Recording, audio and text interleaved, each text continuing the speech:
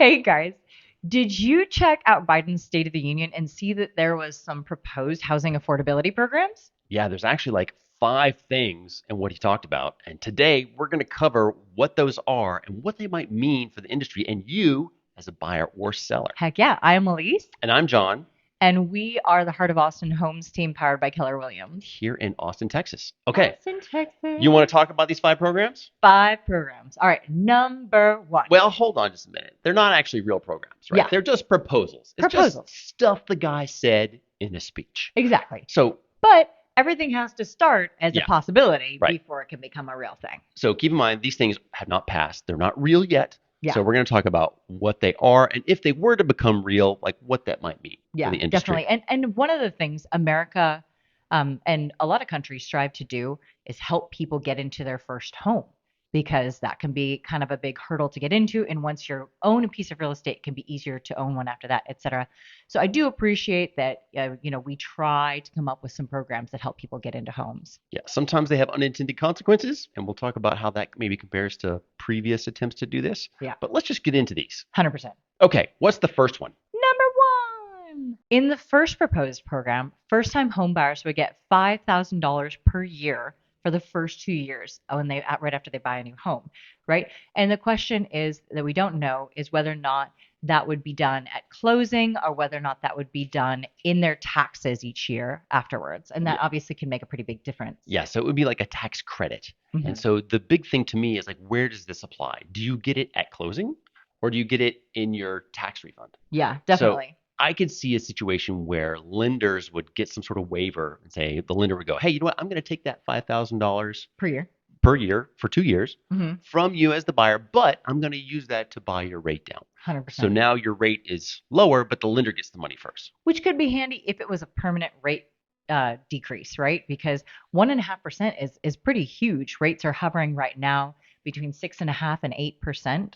For your average residential home buyer. Yep. And so, that could potentially bring it down as low as 5%. I mean, that's like a reasonable mortgage rate. Yeah, well, the weird thing is, if you're getting that 5,000 per year, it's like, well, you get 5,000 now, and then you and or the lender gets 5,000 in the next year. But guess what? Rates are going to be vastly different in the following year. So how does that play out? Is it like a 2-1 buy down where you get a discount for just 2 years, or can you get like a permanent buy down with? I think that you have to. I think that you're money? right. It's probably going to end up being a tax credit. Yeah. When you go to actually file your taxes in March, April, whatever. Right, but if it's a tax credit, like you at the closing line, like who pays for the point drop, right? So Yeah. now the lender's like, well, hey, I'm going to give you this lower rate. Yeah. I know you're going to get that tax credit, but the lender's like, well, when am I going to get paid? Well, and an important thing to note is that $5,000 on your average or your median home price right now for the United States, it's the equivalent of 1.5% less. We've been using that number roughly. So my apologies for not mentioning that earlier. Yeah, so it really just depends on how that gets paid out and when. Definitely. Right now, this is just a State of the Union address. They haven't gone into the details, but it does help potentially lower rates for a first-time buyer or any buyer for that matter. 100%. Number two. So in this particular program, the seller would be given a $10,000 tax credit if they sold their starter home, defined as a home that is less than the median price for the area, to an owner occupant, someone who's actually going to live in the home, somebody who's not an investor, right? So this is going to be the lower half of, cost for a home in the area. And how do you tell for sure that they're an owner occupant? Well, I mean, you can probably figure that out up front. Just like when lenders say, hey, you have to owner occupy the home for at least 6 months and you can't rent it out, and otherwise it's mortgage fraud. So yeah, I mean, that qualification I think is fine. We all know that some people get They do, but usually a residential people loan. will hold the loan for at least like a year before they rent it out. Yeah. Right. So that's a bit of a gray area, but don't do it, mortgage fraud. But in this case, you figure like there's half of sellers would qualify for this, right? So that's a lot. Yeah. But then it's like, well, the spirit of the law is to say, hey, if you have a home that is in the lower price range, we want to incentivize you to sell it so that someone else can get into a home. Or at least to sell it, if you're going to sell it, to sell it to somebody who's going to live in the home, and not just to an owner occupant. Because you and I both know a lot of times investors will come in and sweep up all these lower ones because they want to use them for rentals. Yep. Right. So I think the motivation is to keep homes out of investor hands and in Yeah, lower priced homes. I would say even make it more than just the lower half. I would say even maybe like the lower quarter, Yeah, right? The problem is that when you put that $10,000 check out there, like that's just immediately going to get into the market. And so all agents are going to look at it and say, okay, what's the median price? And then how do you measure it? Is it by month, by year? Like who decides where that median mark is? Because there's going to be some people hmm that are going to be close. And then everyone's just going to go, oh, well, you qualify for this thing, so you get an extra 10,000 bucks. So now every offer that comes in, there's just going to be an extra line on your net sheet that says, oh, do you qualify for this $10,000 thing? And then I think that really just pushes the market up for all of those houses an extra $10,000. potentially, yeah. Number three. So in this particular one, Mm-hmm. first generation home buyers will get a $25,000 down payment assistance. And that means $25,000 to help them make their down payment. And also, what exactly does first time or first generation home buyer mean? Yeah, so that's kind of like the devil's in the details, right? Because you can get first time home buyer programs, but you can be a first time home buyer like multiple Yeah, times, that's right? true. But I mean, like, if your aunt has owned a home, are you not a first Right. generation? And then is it second cousin, third aunt, Yeah, right? You start exactly. getting like this big matrix of And maybe whatever they're it just is. using first generation to mean true first time home buyer, like Right. never owned a home before for Right. that person. Or does it So mean like no one in your family? exactly. Need a Okay. little So clarification on that there's term. some gray area there. Sure. But whatever this program is, or however they determine whatever first generation home buyer is, Sure. effectively it's just a subsidy. Like the government is just giving you $25,000. Congratulations. Yeah. Now this, in my mind, is the goal is to get people into housing, right? Um, but it's a little different than, say, the stimulus, or maybe not stimulus, the desire to get people into housing back in the Clinton era, Yeah, right? Where they said, hey, lenders, we want you to give people loans that you wouldn't normally give them loans to get them into housing because we want exactly. more people to Like have housing. lessen or bending the qualification Right. to be able to get into a loan. So that led to a lot of really weak buyers, Yep. really weak loans, right? And this major part of the crash, et cetera, et cetera. Yeah, so that was So literally the origin of the subprime lending exactly. crisis because it was subprime, Subprime, right? right? And so in this case, the buyer would still have to qualify to carry the loan. That would not go away whatsoever. They would just have a little Benny to be able to make their first down payment, right? A lot of times, for most home buyers, being able to make that first home down payment Yep. is the barrier for Yep. them to be able to get into their first home. So this just decreases that. Yeah, now, of course, how many of these are you going to write? Yeah. Like there's millions of homes are sold every year. Yep. So that's a lot of money. Where's it going to come from? Yeah. You get into deficit spending, and I'm not going to go down that rabbit hole as fun as it would be. But there are other negative externalities Sure. to that type of spending. Definitely. Yep.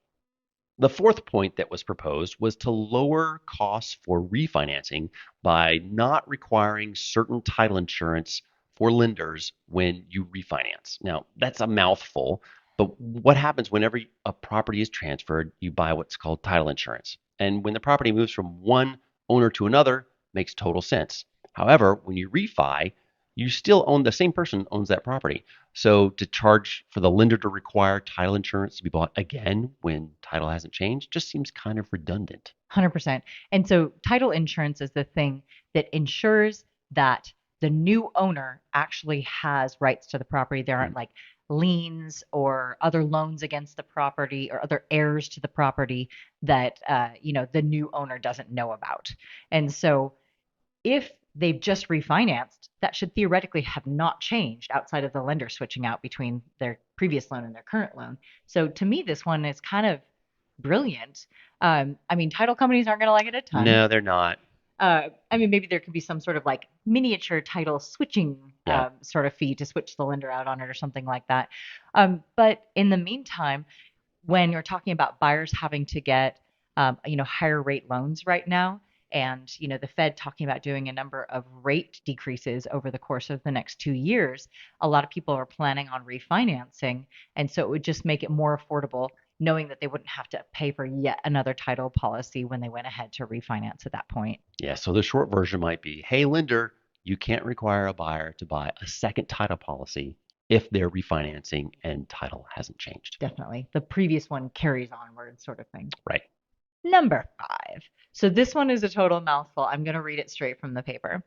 lowering the closing costs for home mortgages by empowering the Consumer Financial Protection Bureau to curtail anti-competitive closing costs imposed by lenders. Now, there's another four-letter government association. 100%. I mean, what exactly are anti-competitive closing costs? I mean, no one likes those, right? I mean, who likes anti-competitive closing costs? No.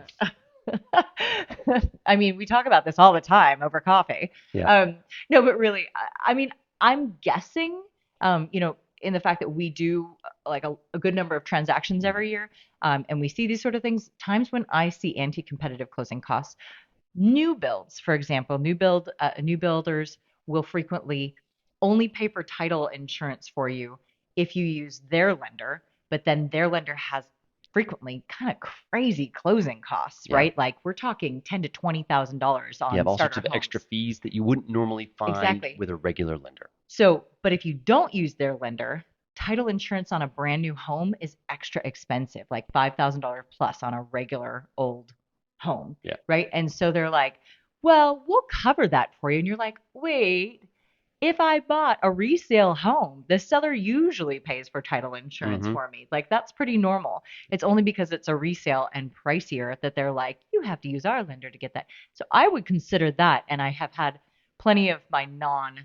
new build lenders say that is 100% anti-competitive. Yeah. And that should be potentially illegal. But No, they didn't specifically say, yeah, hey, this is for new builds. yeah, But just in our experience, that's probably that's where one it's of the aimed at. areas. Yeah. And such.